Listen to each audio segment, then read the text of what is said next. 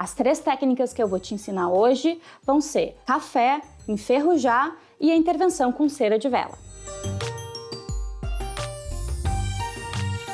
Então, para começar, eu vou botar uma camada fina de café só para conseguir tonalizar e dar esse efeito mais antigo.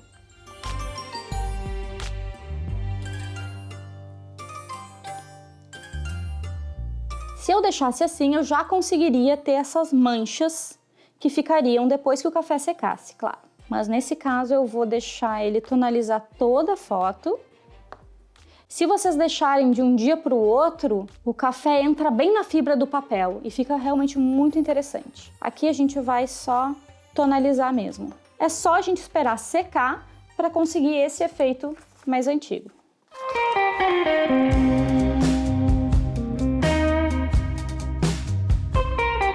Eu escolhi essa imagem porque eu vou fazer aqui a cera de vela saindo do olho dela. Quando vocês forem acender a vela, as primeiras gotas vocês tiram da foto, vocês fazem em outro lugar. Por quê? Porque senão a gente não sabe ainda como controlar essa cera de vela e pode pingar em um lugar que tu não queira na imagem e daí não tem como voltar atrás.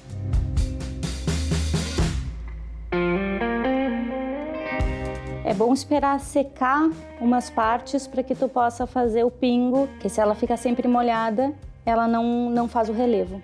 Eu gosto de colocar bastante camadas porque eu gosto desse relevo. Esse relevo que dança conforme a luz, ele me interessa bastante. Mas tem muitas formas de usar camadas, revelar umas coisas e tapar outras. Se tu quer esse efeito escorrido, tu espera secar, tira, faz de novo. Se tu queres esse efeito camada, tu vai fazendo um pingo atrás do outro no mesmo lugar, que ele vai fazendo essa camada de cera.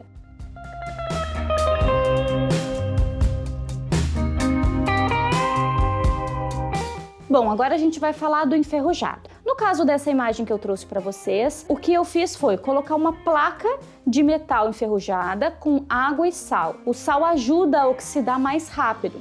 Bota ali para enferrujar e vai conferindo. Se gostarias de mais ferrugem, deixa mais tempo. E o que a gente vai fazer aqui, porque não temos tempo de fazer com uma placa de metal, a gente usou essa cesta que já está enferrujada.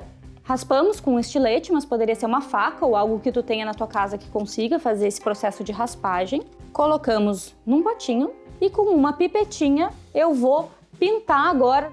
E claro, quanto maior for a concentração dessa ferrugem, mais grosso vai ficar esse pingo e mais pintado vai ficar também. Bom, eu já fiquei super satisfeita com esse resultado. É muito importante que a gente dê espaço para esse processo, porque enquanto eu estava fazendo aqui os pingos, os riscos, eu percebi que em volta desses riscos ficou molhado. E como a gente tem uma luz aqui no estúdio contra, esse molhado deu um brilho. E eu acho que a fotografia experimental, a fotografia híbrida, é muito sobre isso também. Sobre como tu vai utilizando técnicas, não técnicas e gestos para ir te incorporando também nessa imagem, né? No momento que secar, acabou, ela já vira outra coisa, ela se transforma. E por isso que ela está sempre viva, porque ela está sempre se transformando. E se quiserem saber mais de fotografia, do autorretrato à gestão de carreira, não percam os meus cursos aqui na Doméstica.